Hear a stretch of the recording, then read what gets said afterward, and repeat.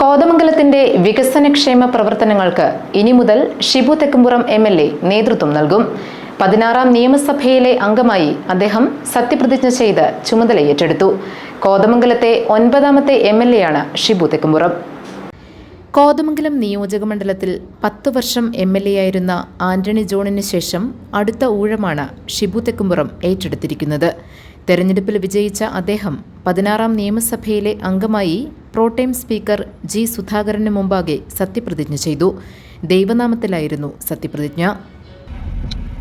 ഷിബു തെക്കുംപുറം എന്ന ഞാൻ നിയമസഭയിലെ ഒരു അംഗമായി തെരഞ്ഞെടുക്കപ്പെട്ടിരിക്കുന്നതിനാൽ നിയമം വഴി സ്ഥാപിതമായ ഭാരതത്തിന്റെ ഭരണഘടനയോട് ഞാൻ നിർവ്യാജമായ വിശ്വസ്തതയും കൂറും പുലർത്തുമെന്നും ഞാൻ ഭാരതത്തിന്റെ പരമാധികാരവും അഖണ്ഡതയും നിലനിർത്തുമെന്നും ഞാൻ ഏറ്റെടുക്കുവാൻ പോകുന്ന കർത്തവ്യം ഞാൻ വിശ്വസ്തയോടുകൂടി നിർവഹിക്കുമെന്നും ദൈവത്തിന്റെ നാമത്തിൽ സത്യം ചെയ്യുന്നു.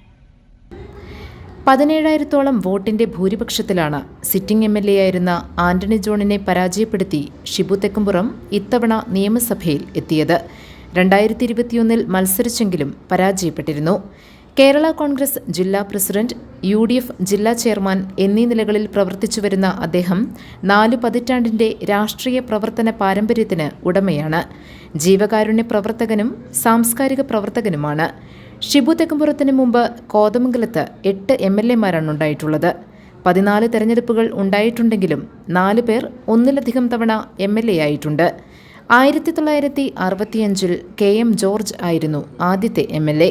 തുടർന്നുള്ള നിയമസഭകളിൽ TM മീതിയൻ, MI മർക്കോസ്, MV മാണി എന്നിവർ MLA പദവിയിലെത്തി. അതിനുശേഷമുള്ള 3 ടേമുകളിൽ TM ജേക്കബായിരുന്നു കോതമംഗലത്തിന്റെ പ്രതിനിധി.